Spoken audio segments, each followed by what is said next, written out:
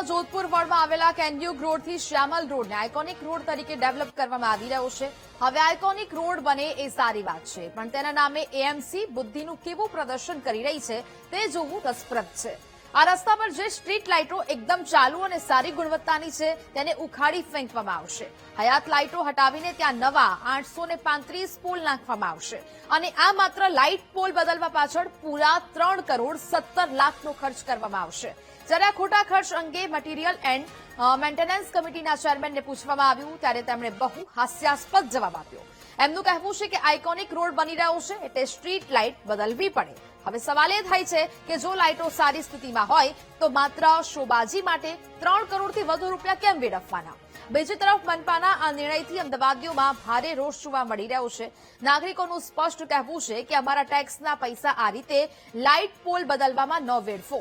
આટલા કરોડો રૂપિયા શહેરની શાળાઓ, શિક્ષણ કે પછી પ્રાથમિક સુવિધાઓ પાછળ વાપરો.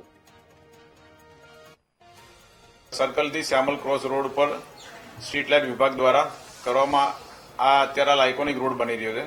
આઇકોનિક રોડ ઉપર અત્યારે હાલ આપણે 835 થાંભલા લગાવવાના છે અને લગભગ ત્યાં ગાડી 3,80,54,717 ખર્ચે આ કામ થશે.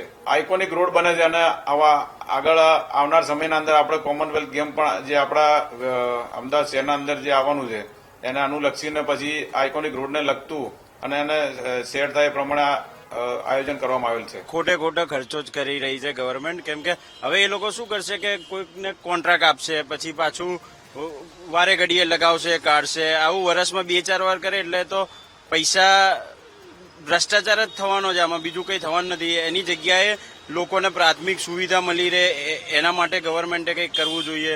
આ વારે ભૂવા પડે છે, શિક્ષણ પાછળ ખર્ચો કરે ગવર્મેન્ટ, એ વધારે યોગ્ય લાગે છે. હવે જે સ્ટ્રીટ લાઇટ છે અત્યારે ઓકે જ છે.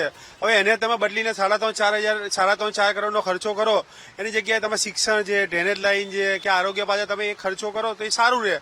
કારણ કે હવે અત્યારે જે વસ્તુ બરાબર જ છે, હવે એને ફરીથી બદલીને શું કરવાનું જરૂર છે? ખોટો ખર્ચો છે, એટલે ખોટો ખર્ચો છે. એકની એક વસ્તુ ઓકે જ હોય એને બદલીને કરવાનું શું?